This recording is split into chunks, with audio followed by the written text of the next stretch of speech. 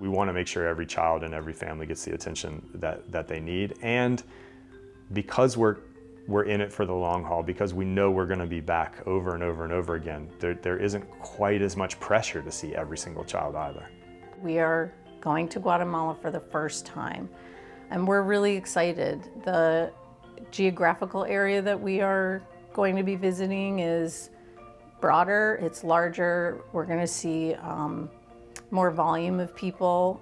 We generally speaking build a team of about 15 people, give or take, and in most cases it's divided into roughly thirds. We'll have a third of the team will be providers. We have about a third that are generally nurses or nurses, EMTs, folks that are generally skilled with sort of taking good, strong histories and vital signs and assessing patients and those kind of things. And then we have about a third of our teams that are non-medical. So there's always a component, a really essential component to our teams where folks are just there to help. They may not have a background in medicine at all, but they just want to help. And those folks are sort of what helps the clinic run.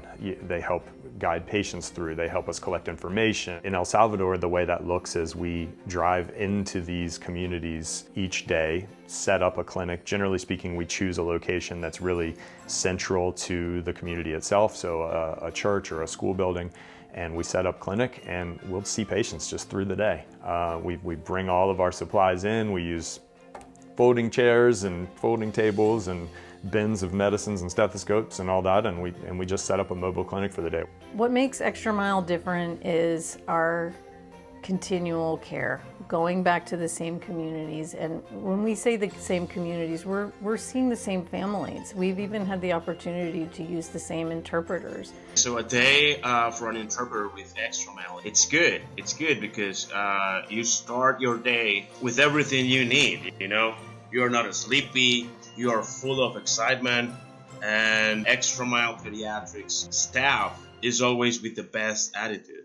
Every time they're coming to El Salvador and every time that they go actually to Central America, I try to be available because I don't want to miss that opportunity at all. My favorite part is translating the pharmacy because the people really need to know how to take the medicine, and they always like just taking the medicine and goodbye, but we need to explain to them. So I pass like 5-6 hours on the pharmacy, sometimes with Tracy, and sometimes we change the doctor that is with me.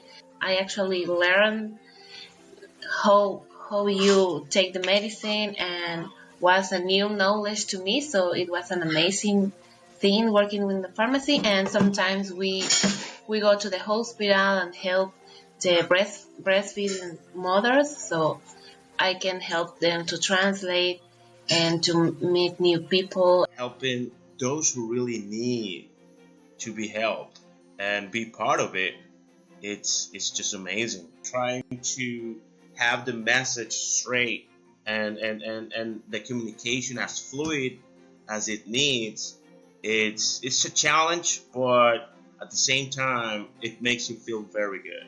It's really important to me to do this because I learn too. I see the reality of my country because I live at the city. I don't live in the next to the communities or near to the communities we visit. So it's an impact for me too. So as a translator, I learn more than I think. We can see growth and development in children and families. We can see the changes in the climate, the economy.